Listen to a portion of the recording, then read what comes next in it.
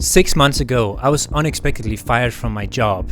I took that not as a setback, but as an opportunity to dive full-time into my passion as an indie developer, working on my game Wartribes, which is a top-down, skill-based tribal management game where you play as a single character and have to survive the brutal jungle, build a tribe and fight other tribes. Now, they say you'll fail in your first 6 months, and the fear of burnout for me is real. I've faced slow progress, battle motivation, dealt with the constant challenges of my migraine, ADHD and other mental health issues I've had. So this journey has not been easy, and I'm not sure if the way I've been going is sustainable, but I want to share my raw personal experience, the good, the bad and the ugly. If you're curious about the reality of doing full-time indie game development, join me as I open up about the first 6 months for me as an indie developer. Alright, let's start talking motivation. Now, I've been running my mantra of no 0 days, and that's worked out for me. I've been working on my game, or at least my YouTube channel, every single day since I started. That means no weekends, no vacations, no breaks, and that's been tough sometimes, but it's also been doable. I don't work a ton of hours each day, so that of course makes it easier. I can decide when I wake up and when I work, but still, working on it every day, there is a chance of burning out on your game. And that's a real risk, and that's something you have to take seriously. So, I might have to change the way I'm going about things. I don't know if I need to wait until I actually do burn out to take a break, or if I need to be proactive about it. But at the very least, I'm going to Japan for 2 weeks in November. So that's gonna be my first real break, and we'll see how I feel when I get back from that. Hopefully invigorated. I don't know if I'll keep to my no 0 days. It's been working out so far. I'm enjoying it most of the time, and the important thing is that we don't burn out, that we get this. This is a marathon, not a sprint, so we get this over the finish line eventually. Not that we do it as fast as possible. So that's something I'm working on, something we'll be exploring. Now I'm now working for myself as my own boss, of course. That means that my working hours have changed. So instead of waking up fairly early in the morning, I'm now controlling my own sleep schedule, and I am very much a bee person, so I've been waking up at 1 p.m. or lunch every day, and that feels really great in the beginning, but it also starts to affect you a little bit, especially here as we are approaching winter, because I get a lot less daylight, and it's also a factor in like my social life. My wife and me live here, and she's been amazing support, but other than my wife, I'm not experienced a whole lot of social interaction since I got fired from my job. Now that was, I worked in the medical device industry as a software developer, and had some amazing colleagues. I did work remotely, which is a very good blessing when you're dealing with for example, migraines. So that was great, but it was also giving me some of the social, what can you say, like recharging my social batteries. Even though I'm a very independent and introverted person, I think everybody needs some amount of social interaction. And getting all of that interaction from just my wife, pretty much, that's a little bit exaggerated, but that's close to the truth, is perhaps not sustainable either. So I have been trying to work out how I want to build up a better social life as I'm now a full-time indie developer working solo on my own project. So yeah, progress on my game hasn't been as fast as I had maybe expected. I think most people will say that, and I was expecting slowdowns and everything, but I've just been working on foundational systems and core gameplay systems, and also having to focus a little bit on the visual aspects for my YouTube journey and my live streaming. That's also an aspect that I'm having to balance. So things on the visual front hasn't been moving too much. I know there's a lot happening on the back ends, and I'm very proud of that work I've been doing, and it's gonna really pay off in the long term, I feel confident. But it still feels like the progress is very slow. And I have also recently changed direction, which I covered in my latest devlog, where I'm gonna be doing a smaller scoped single player version first that I'm gonna be selling on Steam. And then I'm gonna do my full dream game. That's probably gonna take a couple of years. So I'm learning to accept that things take the time they take, I don't want to stress about it. I don't want to burn myself out by pushing myself too hard.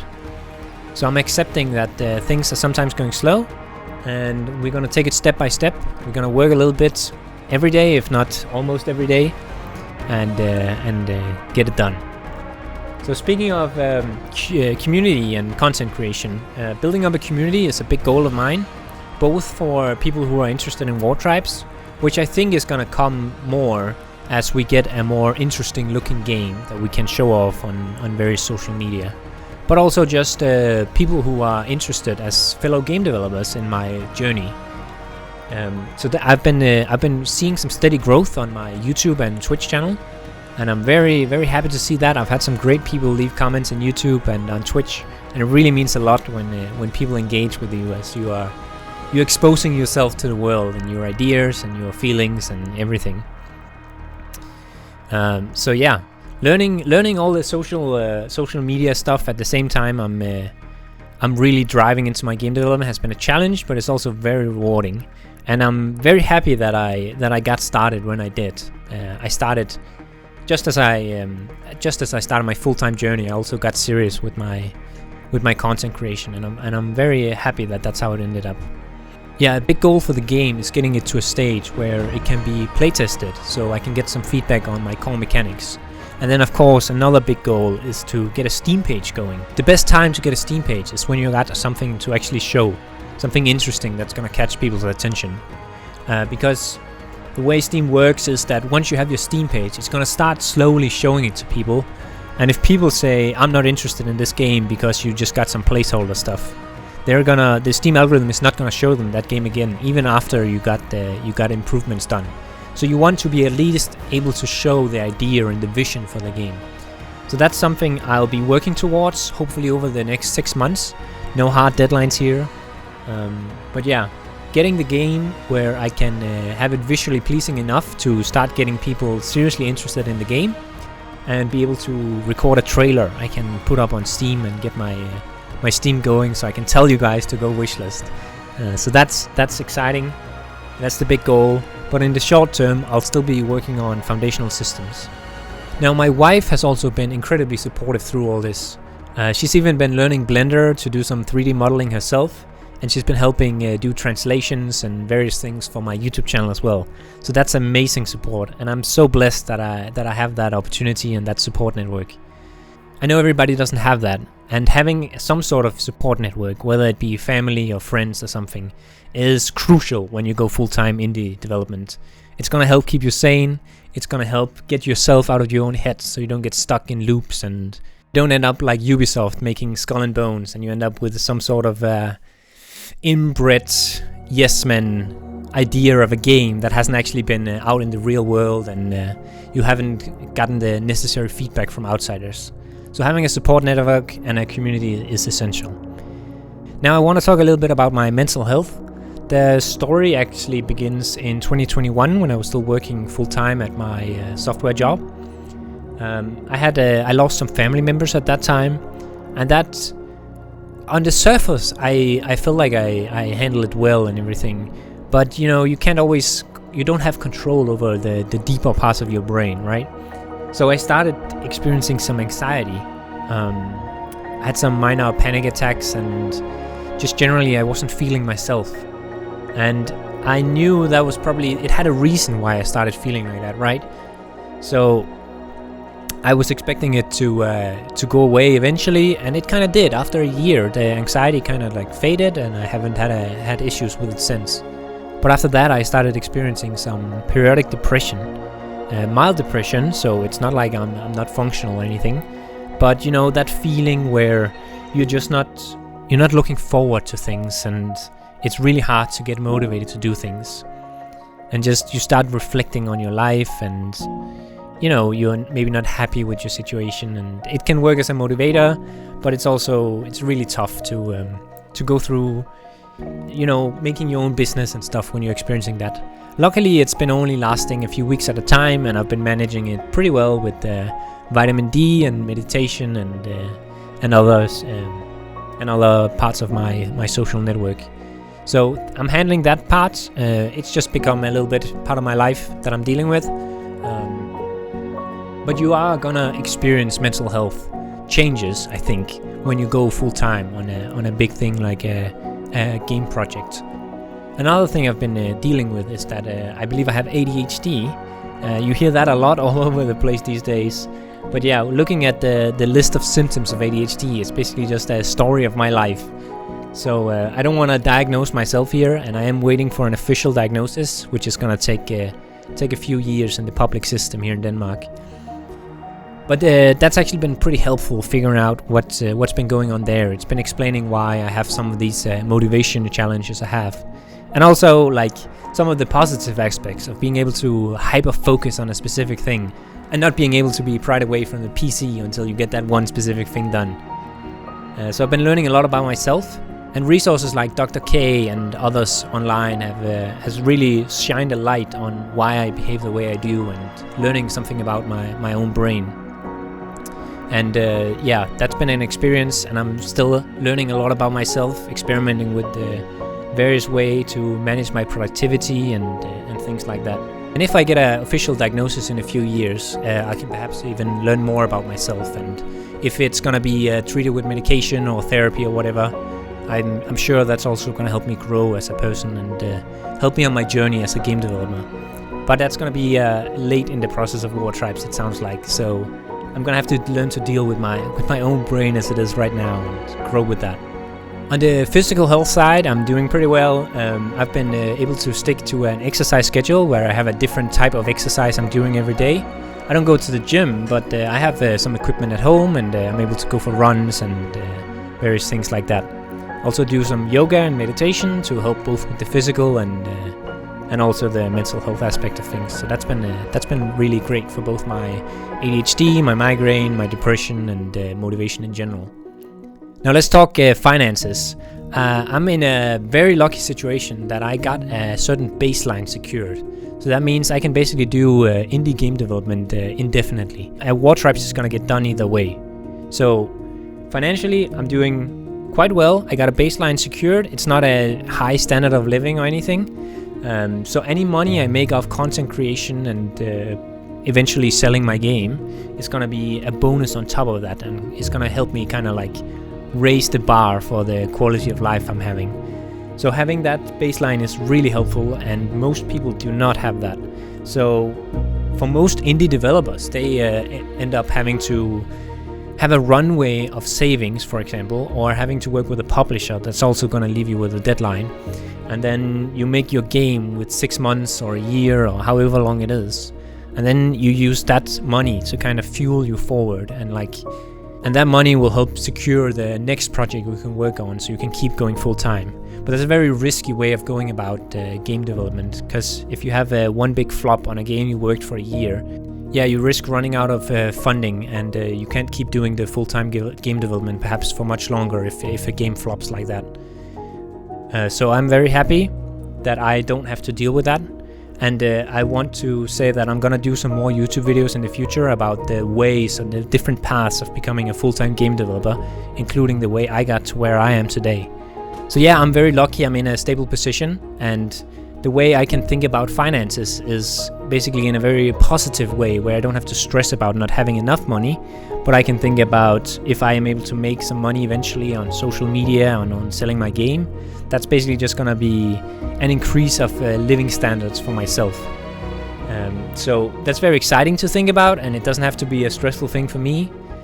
So I sometimes spend time thinking about what are the worst case scenarios for my game flopping, and what are the best case scenarios. That's of course more fun. So there's a lot of stories online, and a lot of people help set expectations for indie game developers about how much money they're going to make. That most games are probably going to be a flop. But what is a flop? I feel like you can divide it up into two categories. One is the completely new to game developers, fairly inexperienced people who are making a first prototype game for the first time. And people are obviously going to set expectations to those guys that they're not going to make any money. They might make $100 working a long time on their own project. That's what you would call a typical flop there. And then there's another category of game developers who are a little more serious, a little more experienced, who are dedicating maybe full-time or doing it as a hobby project every day for years on end. And for those games where there's a lot of effort, a lot of experience, and a lot of even money being put into the project, a flop kind of means a different thing, you know? So in those cases, when you talk about a game flopping, you might be talking about 100 sales or something like that, making $10,000 up to that number. And when you put that much energy and experience into a project, that can also be considered a flop. And I think I'm more in that second category.